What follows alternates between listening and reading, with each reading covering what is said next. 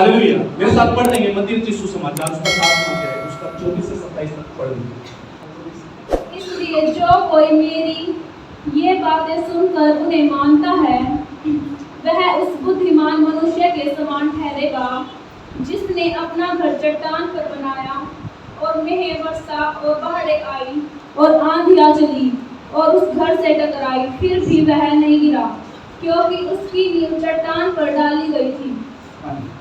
परंतु जो कोई मेरी ये बातें सुनता है और उन पर नहीं चलता वह उस निर्बुद्धि मनुष्य के समान ठहरेगा जिसने अपना घर बालू पर बनाया और मेंह वर्षा और बाढ़ें आई और आंधियां चली और उस घर से टकराई और वह गिरकर सत्यानाश हो गया। जब तो यहाँ पर जो है दो घर बने हुए हैं। कितने घर बने हुए?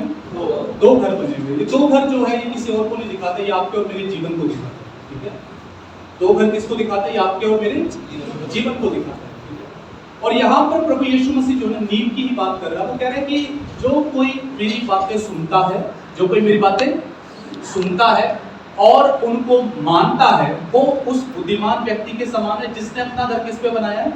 चट्टान पे बनाया है। लेकिन लिखा है कि वो व्यक्ति जो मेरी बातें केवल सुनता है और करता नहीं है वो उस व्यक्ति के समान है जिसने अपना घर कहाँ पर बनाया है? बालू के ऊपर बनाया है। और दोनों के बारे में ऐसा लिखा हुआ है कि आंधी आई, तूफान आया, लेकिन चट्टान वाला क्या है? गिरा नहीं, और बालू वाला क्या हो गया? गिर गया। तो मैं आपको क्या बताना चाहता हूँ कि आपको अपनी जो नींव है, राइट नींव पता है क्या है? सही नींव पता है क्या है? कि चमत्कार नहीं है, सही नींव जो है वो वचन है। आपको पता है वचन में जो बना हुआ व्यक्ति नहीं उसका क्या होगा? अगर आज वहां पर चमत्कार हो रहा है तो कल कोई तंत्र मंत्र करने वाला भी चमत्कार करके देगा तो वहां पे भी चले जाएगा। इसलिए नींव पूरी मजबूत है। हालेलुया। जब आपकी लाइफ में परिस्थितियां आएंगी, टफ से टफ सिचुएशन आएंगी, ऐसा कहीं नहीं लिखा हुआ, यीशु मसीह ने कहीं वायदा नहीं किया कि तुमने मुझ पे विश्वास किया और तुम्हारी राहें हमेशा फूलों से भरी रहेंगी। उसने बोला है तुम आग से होते हुए जाओगे लेकिन मैं तुम्हारे साथ हूँ। उसने बोला है तुम नदियों से होते हुए जाओगे पर नदियां तुम्हें डुबाने नहीं पाएंगी, मजबूत होगी। आपको चमत्कार करने वाले का इंतजार नहीं करना, आपको चमत्कार लेना सीखना है वचन के द्वारा। हालेलुया। देखो मैं आपको एक बात बताता हूँ, बाइबल में 12 साल से एक लहू बहने वाली स्त्री थी जिसको लहू बहने का रोग था। 12 साल से बाइबल ऐसा बताती कि वो बहुत सारे डॉक्टर्स के पास जा चुकी थी, बहुत सारा पैसा खर्च कर चुकी थी और कमजोर हो चुकी थी। 12 साल से उसको ये बीमारी थी, प्रॉब्लम थी, समस्या थी जो है। और उसको यीशु मसीह के बारे में उसने बहुत सुना हुआ था कि प्रभु को जो है प्रभु चमत्कार करता, बड़े काम करता। उसने ये बातें क्या कर रखी थी? सुन रखी थी। एक रोज जब वो अपने घर पे थी तो उसको पता लगा कि कौन जा रहा है? यीशु नासरी जा रहा है, क्योंकि हजारों की भीड़ यीशु के साथ चलती थी। जब भीड़ जाती थी तो ऑटोमेटिकली लोगों को पता होता था कोई तो जा रहा है। तो जब उसे पता लगा यीशु मसीह जा रहा है तो उसने, वो तो कमजोर थी, वो तो दुर्बल थी, उसने ये वेट नहीं किया कि यीशु आ मेरे घर पे आ, मुझे छू, मेरे सर पे हाथ रख, मेरे लिए प्रार्थना कर और मुझे छुटकारा दे। उसने इस बात का वेट नहीं किया। बाइबल में ऐसा लिखा हुआ है उसने अपना चमत्कार खुद लिया। कैसे लिया? वो बार बार ये बोल रही थी कि अगर मैं उसके वस्त्र को ही छू लूंगी तो मैं क्या हो जाऊंगी? चंगी हो जाऊंगी। अगर मैं उसके वस्त्र को ही क्या कर लूंगी? छू लूंगी तो मैं चंगी हो जाऊंगी। अगर मैं उसके वस्त्र को छू लूंगी तो मैं क्या हो जाऊंगी? चंगी हो जाऊंगी। अगर मैं उसके वस्त्र को छू लूंगी तो चंगी। वो बार बार अपने आप से ही बोलती थी और उसने जाके यीशु को छू लिया। उसने ये वेट नहीं किया यीशु आगे टच करेगा, उसने स्वयं अपने हाथ को बढ़ाया और यीशु को टच किया और अपनी चंगाई को ले लिया। हालेलुया। मैं आपको क्या बताना चाह रहा हूं, आप कलीसियाओं पे कलीसिया और पास्टर पे पास्टर बदलते रहेंगे अगर आप ये सोचेंगे कि एक दिन कोई आएगा और हमारे सर पे हाथ रखेगा और ठीक हो जाएंगे। लेकिन मैं आपको बताना चाहता हूं अगर आप अपनी नींव को परमेश्वर के वचन पे बनाएंगे तो आप इंतजार नहीं करेंगे किसी का। आपको पता है वचन के द्वारा हम अपनी चंगाई को ले सकते, छुटकारे को ले सकते हैं। हालेलुया। इसलिए नींव किस पे बनानी है? बोलो वचन पे बनानी। बोलो वचन पे बनानी। मैं आपको एक बात बताऊं, हालांकि मेरा टॉपिक भी है लेकिन मैं आपको एक बात समझाना चाहता हूं, ध्यान से सुनिएगा। चर्च मत ढूंढिए, कलीसिया मत ढूंढिए, परिवार ढूंढिए। क्या ढूंढना है? चर्च मत ढूंढिए, परिवार ढूंढिए। क्योंकि चर्च आप बदलते रह जाएंगे लेकिन परिवार का हिस्सा हमेशा के लिए बन जाते हैं। क्या कभी ऐसा होता है कि बाप ने बेटे को पीट दिया और बेटा ये सोचे कि अब से घर छोड़ के चला जाऊंगा, अपना खुद का घर बनाऊंगा, ये ऐसा होता है कि लौट के वहीं आना पड़ता है? आप समझ पा रहे क्या? ठीक है, चर्च मत ढूंढिए, घर ढूंढिए। और अगर आपको फलवंत होना है, हमेशा के लिए वहां पर जुड़ जाइए ताकि आप उन्नति देख सकें। मैं आपको सच कह रहा हूं, एक एग्जांपल अक्सर मैं देता हूं। अगर एक पेड़ को आज यहाँ पे लगा दे, मान के चलो एक पेड़ है, उसको आज इस घर में लगा दे, ठीक है? मैंने अगले दिन जो है उसे उखाड़ा, मैंने दूसरे घर पे लगा दिया, फिर वहां से उखाड़ा तीसरे घर लगा दिया, क्या वो सच में फलवंत होगा? नहीं, क्योंकि उसकी जड़ें गहरी जाने का मौका नहीं लगा। सेम ऐसे ही हम है, हमारा जीवन। आपको एक कलीसिया से जुड़कर बढ़िए, वचन सीखिए, सुनिए, करिए, आप अपने जीवन में फलवंत होंगे। समझ आ रहे हैं? आप बाबाओं वाला सिस्टम मत बनाइए। अच्छा, इस बाबा से चमत्कार नहीं हो रहा तो मैं इस बाबा से प्रेयर करवा लेता हूँ।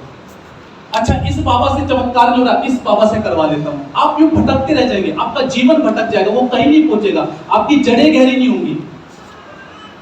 समझ में आ रहा है क्या?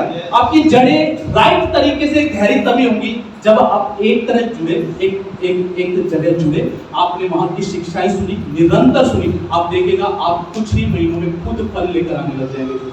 आपकी लाइफ में खुद पे खुद फल नजर आएंगे। मैं आपको एक बात बताता हूँ, ये कोई आम वचन नहीं है, ठीक है? बहुत सारे लोगों का जीवन इसी वचन से बदला है, ठीक है? ना जाने कितने ही मर्डरर का जीवन बदल दिया, कितने ही गलत विचार वाले व्यक्तियों का जीवन बदल दिया। ये कोई आम वचन नहीं है। अगर इसे हम धर्म ग्रंथ की तरह पढ़ेंगे कि ये ईसाइयों की पुस्तक है तो कोई प्रभाव नहीं आएगा, और जब हम इसे जीवते परमेश्वर का वचन समझ के पढ़ेंगे ये प्रभाव लेकर आएगा। हालेलुया। आज पता है हालात क्या है? आज हालात ये है कि हमारी ये पुस्तक जो है साल में एक बार खुलती है। कौन से दिन? क्रिसमस वाले दिन या ईस्टर वाले दिन। या कब खुलेगी? आज बुरा सपना आ गया, आज तो खोल के बैठे। हेलो? या आज शैतान ने बीमार कर दिया तो आज खोल के बैठेंगे। नहीं, ये प्रतिदिन पढ़ने के लिए है, ये प्रतिदिन इसको अपने अंदर भरिए, अंदर इससे जुड़िए, जो है इसके साथ समय बिताइए, आपकी जड़ें गहरी होनी स्टार्ट हो जाएगी। ऐसा नहीं है कि लाइफ में, हमारी लाइफ में कोई प्रॉब्लम्स नहीं आती, समस्याएं नहीं आती, या हमारी लाइफ में कभी कोई स्ट्रगल नहीं आते। लेकिन मैं आपको एक बात बताना चाहता हूँ, अगर हम वचन से जुड़े हुए नहीं होते, अगर ये वचन हमारे जीवन में ना होता तो हम भी कब के उड़ चुके होते, कब के बिखर चुके होते। ये वचन ही है जो हमें मजबूत करता है। मैं आपको एक बात बता दूँ, सुनना है।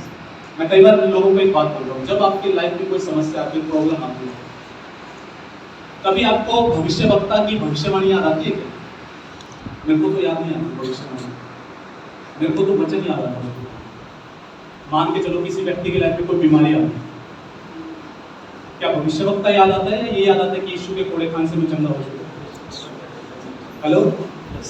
मान के चलो कोई आर्थिक समस्या में है, चलो ठीक है, कोई भविष्यवक्ता ने बोल दिया कि आप बहुत प्रॉस्पर होगे, बहुत रिच होगे, बहुत अमीर होगे, क्या वो भविष्यवाणी याद आती है या वचन याद आता है कि तुम स्वर्गीय स्थानों में सब प्रकार के आत्मिक आशीषों से आशीषित? क्या याद आता है? वचन याद आता है, क्योंकि बाइबल में यीशु ने बोला कि मेरा पवित्र आत्मा तुम्हें मेरी बातें याद कराएगा। भविष्यवक्ता की नहीं, किसकी याद कराएगा? मेरी बातें याद कराएगा। खाली आपको बताना चाहता हूँ, परमेश्वर भी पता क्या करता है, कोई भी प्रॉब्लम है सेम दवाई देगा, एक ही दवाई है, वचन। सरदर्द है, वचन। बीमारी है, वचन। गरीबी है, वचन। दुष्टात्मा का अटैक है, वचन। हालेलुया। कोई भी समस्या है, केवल परमेश्वर एक ही दवाई देता है हमेशा, क्या? वचन। सच में मैं आपको कह रहा हूं, आपकी लाइफ पूरी बदल जाएगी अगर केवल एक बात अगर आप पकड़ लेंगे, एक हैबिट अपने जीवन में बना लीजिए, मैं प्रतिदिन प्रभु के वचन को बोला करूं।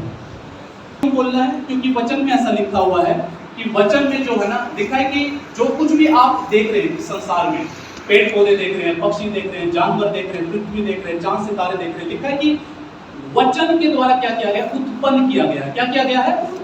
वचन के द्वारा क्या किया गया है? क्योंकि आप उत्पत्ति पहला अध्याय पढ़ेंगे तो बाइबल ऐसा बताती है, जब उजाला नहीं था तो परमेश्वर ने बोला उजाला हो। तो उसने वचन डिक्लेयर किया तो क्या हुआ, वहां पे उजाला क्या हो गया, क्रिएट हो गया, उत्पन्न हो गया। उसने बोला कि सूखी भूमि आ जाए, तो सूखी भूमि वहां पे क्रिएट हो गई। उसने बोला समंदर आ जाए, जुबान से वचन बोला और समंदर वहां क्रिएट हो गया। उसने बोला कि उनके अंदर जीव जंतु आ जाए, मछली आ जाए, पानी के जितने जीव जंतु होते वो आ जाए, उसने बोला और वो आ गया। जो है पक्षी आ जाए, आ गया, जानवर बोल, हर चीज उसने क्या की, वचन से क्या किया, उत्पन्न किया। प्रभु का वचन ये बोलता है कि वचन के बगैर कुछ भी उत्पन्न नहीं हुआ। यानी कि अगर हमें जीवन में कुछ भी उत्पन्न करना है, कुछ भी क्रिएट करना है, तो हमें परमेश्वर के वचन को क्या करना पड़ेगा, बोलना पड़ेगा। हालेलुया। मान के चलो अगर एक व्यक्ति को चंगाई की जरूरत है, उसको चंगाई चाहिए, मान के चलो कि शरीर में कोई भी दर्द तकलीफ है, बार बार बीमार पड़ता है, ठीक है, या शरीर में दर्द होता है, पेट में दर्द होता है, XYZ कोई भी बीमारी है, किसी भी प्रकार की अगर बीमारी है और उसको चंगाई चाहिए, तो क्या करना पड़ेगा, चंगाई से संबंधित वचन को क्या करना पड़ेगा, बोलना पड़ेगा। तो यानी कि जब वो वचन को बोलेगा, चंगाई से संबंधित वचन को बोलेगा, तो क्या होगा, चंगाई उत्पन्न होनी, बोलो, चंगाई उत्पन्न होनी शुरू हो जाएगी। यानी कि उसको अपने शरीर में चंगाई मिलनी शुरू हो जाएगी। हालेलुया।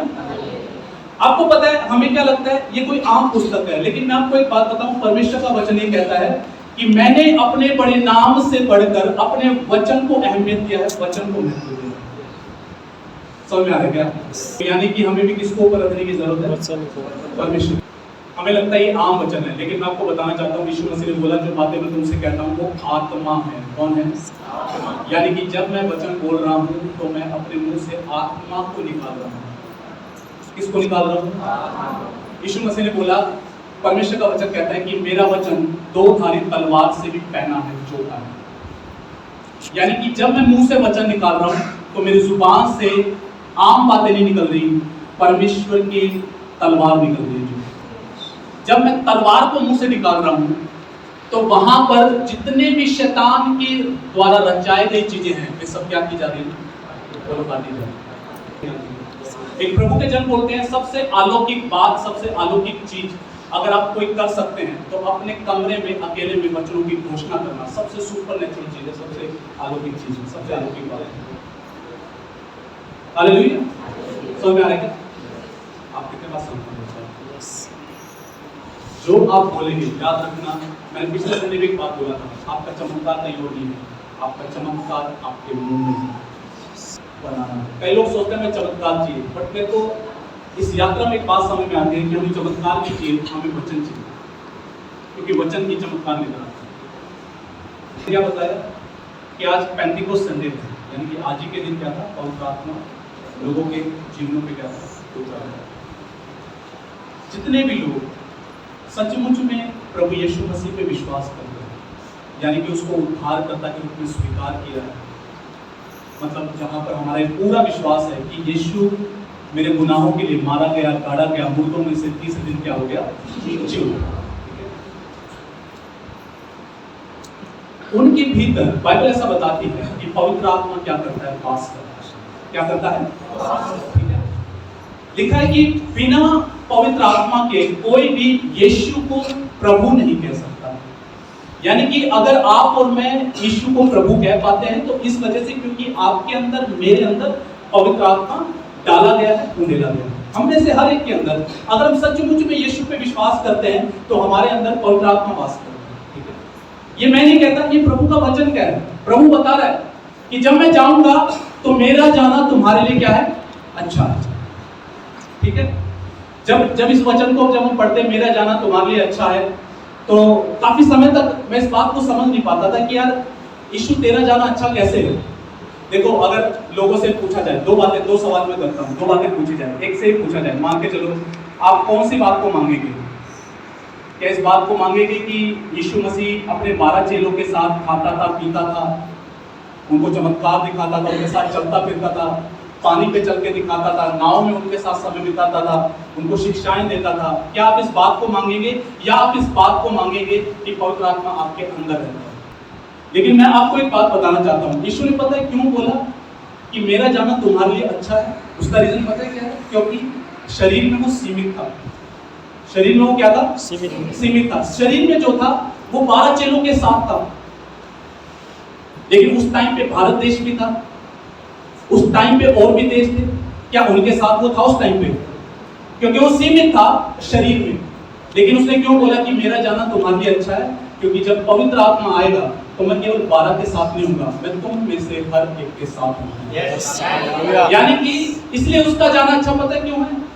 क्योंकि अब पहले जब वो चेलों के साथ था तो केवल 12 लोगों को सिखाता था, पर अब वो अमेरिका में भी सिखाता है, वो भारत में भी सिखाता है, वो जापान में भी सिखाता है, वो चाइना में भी सिखाता है, हर जगह सिखाता है, क्योंकि वो अब आप में से हर एक के अंदर है, मेरे अंदर। तो आप में से हर एक के अंदर क्या है? बोलो, मेरे अंदर पवित्र आत्मा। और कौन सा पवित्र आत्मा? आपको पता है कौन सा पवित्र आत्मा है? अलग पवित्र आत्मा नहीं है। बाइबल ऐसा बताती है, वही पवित्र आत्मा जिसने यीशु को मुर्दों में से तीसरे दिन जीवित कर दिया, वही पवित्र आत्मा आपके अंदर और मेरे अंदर है। ठीक है? कौन सा आत्मा है? 2024 साल पहले चले जाओ, कब्र के अंदर से जिसने यीशु को जीवित निकाल दिया, वही से पावरफुल पवित्र आत्मा आपके अंदर और मेरे अंदर। कौन सा पवित्र आत्मा हमारे अंदर है? यीशु मसीह ने 39 कोड़े खाए, और कोड़े कोई आम नहीं थे। बाइबल ऐसा बताती है, जब हम सीखते हैं तो एक कोड़ा पड़ता था तो सारा वो चमड़ी में फंस जाता था, और चमड़ी को उधेड़ कर अपने साथ क्या था लेकर आता था। और 39 कोड़े यीशु मसीह ने ऐसे क्या किया? हमारे लिए खाए। वे 39 कोड़े खाने की ताकत जिस पवित्र आत्मा ने दी, वही पवित्र आत्मा हमारे अंदर। Hello, hello, yes. मैं आपको एक बात पता है क्यों समझा रहा हूँ? जैसे मैं लास्ट संडे आपको एक बात बताई थी, आप साधारण नहीं हैं, आप आम नहीं हैं, क्योंकि पवित्र आत्मा आपके भीतर है। हालेलुया। कई लोग पता है क्या सोचते हैं? पास्टर के अंदर ही पवित्र आत्मा है। ऐसा नहीं है। हर एक यीशु पर विश्वास करने वाले व्यक्ति के अंदर पवित्र आत्मा वास करता है। आप कहेंगे हम कैसे माने पवित्र आत्मा हमारे अंदर? सुनो ध्यान से, आपको जो यहाँ पर लेकर आया ना, वो पवित्र आत्मा है। आपके अंदर जिसने प्रेरणा जगाई, इच्छा जगाई कि हमें कलीसिया जाना है। आप में से बहुत से लोग बहुत दूर से आते हैं, मैं हैरान होता हूँ इतनी गर्मी में इतने दूर से आते कैसे हैं? पवित्र आत्मा लाने वाला है। हेलो, पवित्र आत्मा लाने वाला, मैं आपको सच कह रहा हूँ। आपके अंदर जो इच्छा आती है ना कि वचन में समय बिता, ये इस बात का सबूत है कि पवित्र आत्मा आपके अंदर है, वही आपको बता रहा है कि वचन में समय बिता। आपके अंदर जो इच्छा आती है कि प्रार्थना कर, आपके आत्मा में जो आपसे बात करता है, आप जब गलतियां करते हो और आपको जो एहसास कराता है ना, वो और कोई नहीं, वो पवित्र आत्मा। और इस बात का सबूत है कि पवित्र आत्मा आपके भीतर वास करता है।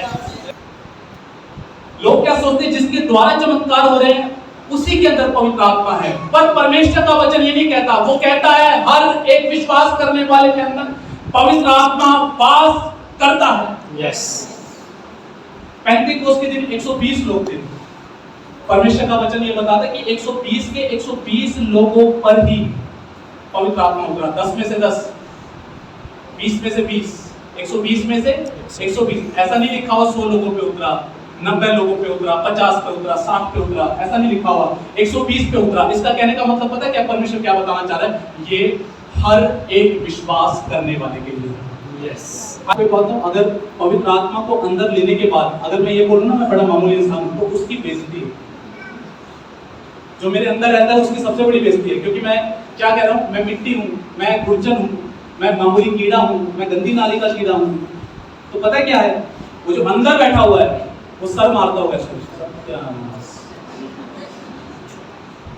वो बोलता होगा ऐसे, इसको कीड़ा ही रहना है, कुछ आ जाए इसके अंदर।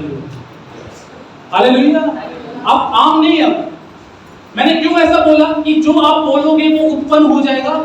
इसलिए उत्पन्न हो जाएगा क्योंकि अब आपके अंदर वही पवित्र आत्मा है जो यीशु के अंदर था।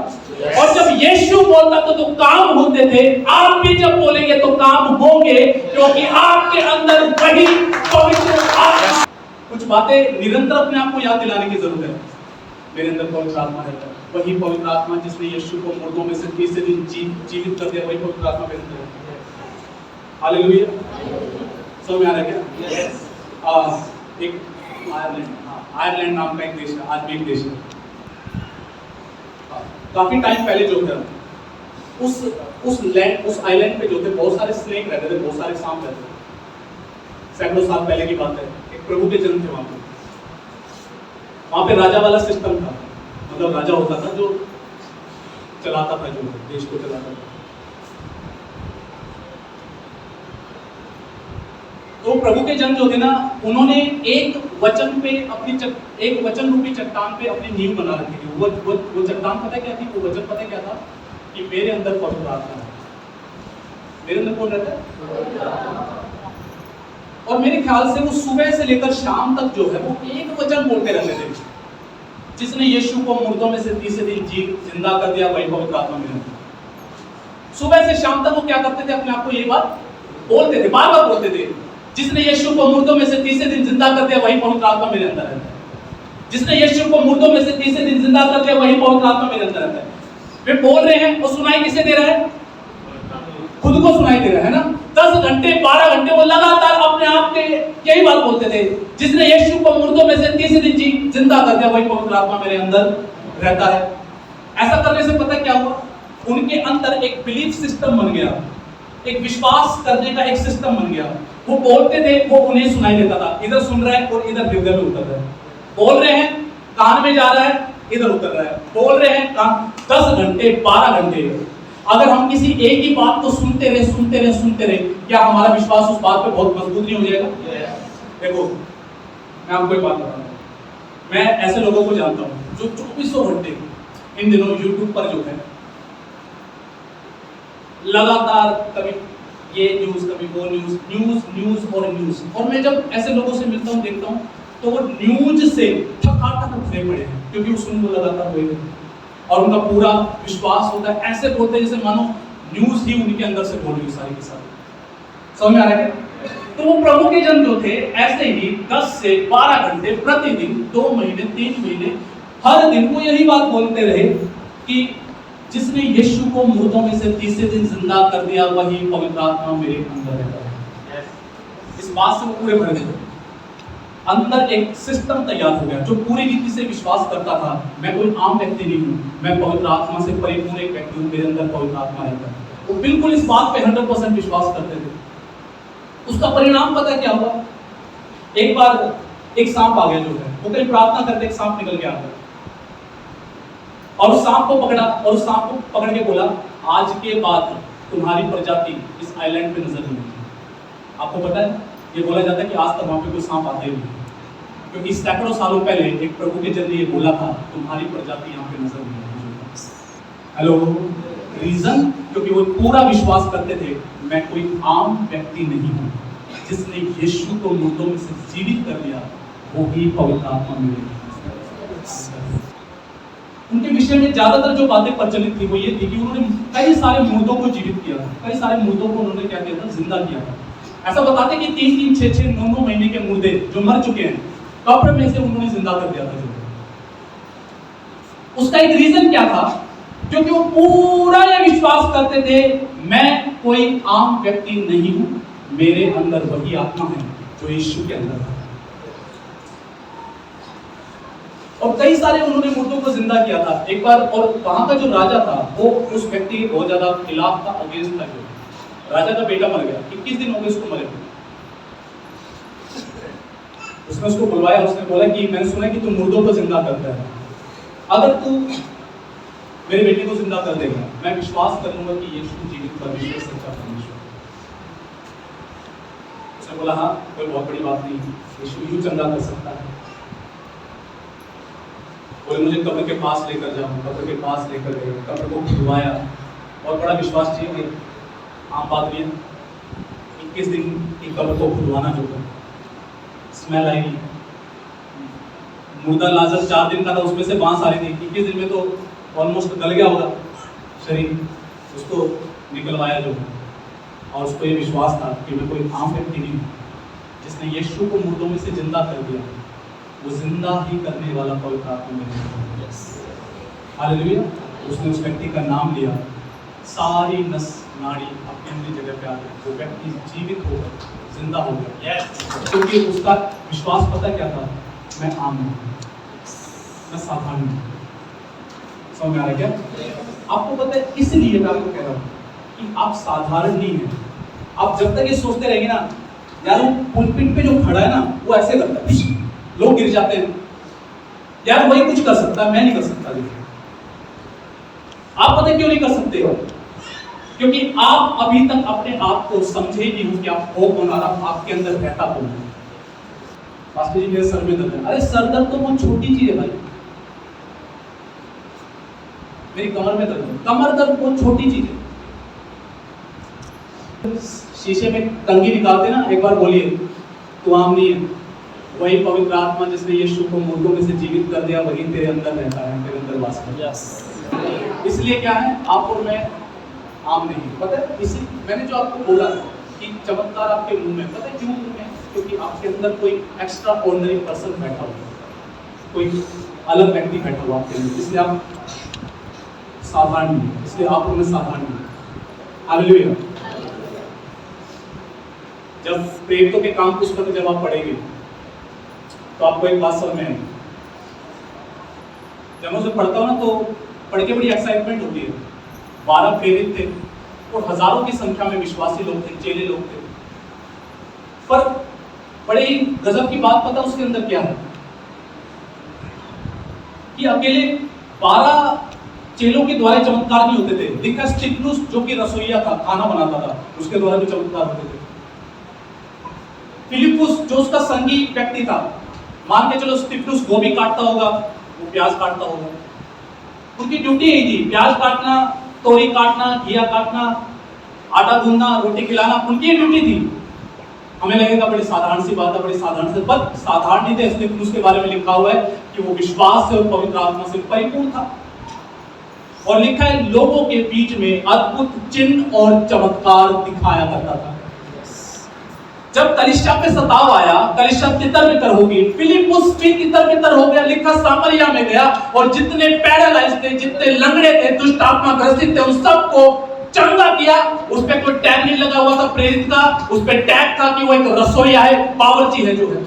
ये इस बात को दिखाता है कि अगर पहली कलीसिया में सबके सब सामर्थी थे तो एक कलीसिया में हर कोई सामर्थी बन सकता है जो है, क्योंकि आपके मुझ में हर एक के अंदर वही पवित्र आत्मा रहता है जिसने यीशु को मुर्दों में से तीसरे दिन जीवित कर दिया, जिंदा कर दिया। हालेलुया। प्यारे भाई, प्यारी बहन, मेरी डिजायर और मेरी प्रार्थना है कि हमारी कलीसिया में से छुटकारा पैदा करने वाले लोग खड़े हो जाएं, चंगे करने वाले लोग खड़े हो जाएं। आप में से चलते फिरते हर एक यीशु मसीह के नाम में छुटकारे करने वाले बन जाए। हालेलुया। जैसे यीशु चलता था आप भी वैसे चले फिरे जो है।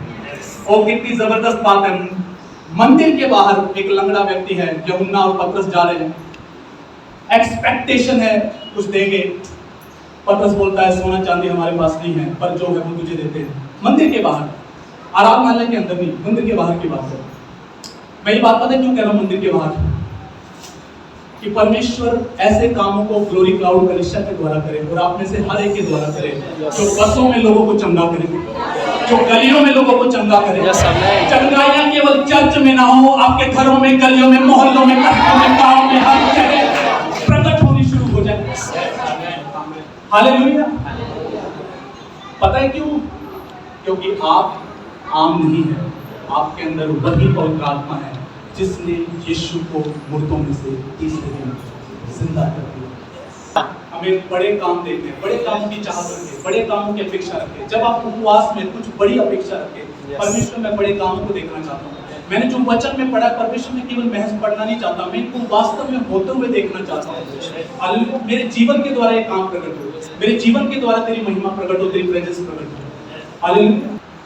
लिखा है कि अगर तू इस पहाड़ को बोले और हृदय में शक ना करे और इसको बोले कि ये उखड़ के समुद्र में जा गिरे, तो लिखा है कि ऐसा तुम्हारे लिए क्या हो जाएगा। और कुछ भी ऐसा नहीं लिखा हुआ कि कुछ भी मेरे लिए संभव नहीं है, लिखा कुछ भी तुम्हारे लिए असंभव नहीं है।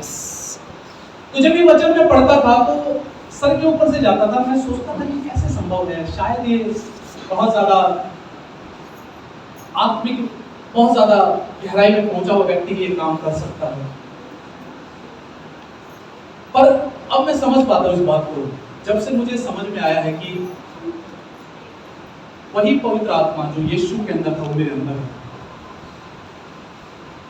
और जब से मुझे ये समझ में आया है कि हमारी जुबान में भी परमेश्वर ने पावर दे रखी है, सामर्थ्य दी है। फर्क सिर्फ इतना है कि परमेश्वर जब बोलता है वो तुरंत हो जाता है, हम जो बोलते हैं उसको होने में समय लगता है। लेकिन अगर निरंतर किसी बात को आप बोलते रहेंगे तो वो एक दिन घट जाएगा, वो जरूर हो जाएगा। सोचने की बात यह है कि जी परमेश्वर एकदम से बोलता हो तुरंत क्यों हो जाता है, हम बोलते तो लेट क्यों होता है। उसका रीजन ये है, वो परमेश्वर ने जानबूझकर ऐसा कर रखा है। रीजन पता है क्या है? उसे पता है ये एंडिंग है। दो औरतों का झगड़ा मच गया, तेरे नाश जाए। हेलो, तेरा नाश जाए, नाश तो हो गया उसका।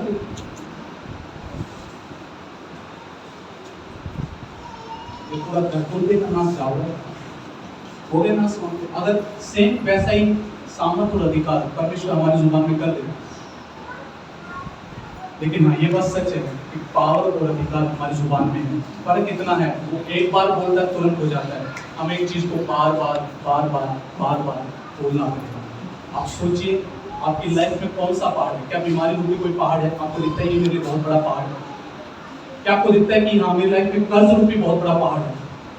क्या आपको ये दिखता है कि मेरे घर में कलेश बहुत रहता है, मेरा पति नहीं बदल रहा, पत्नी नहीं बदल रही, बच्चे नहीं बदल रहे? क्या आपको वो पहाड़ के समान नजर आता है? कोई चीज आपको दिखता है कि मेरी लाइफ में बहुत बड़ा पहाड़ है?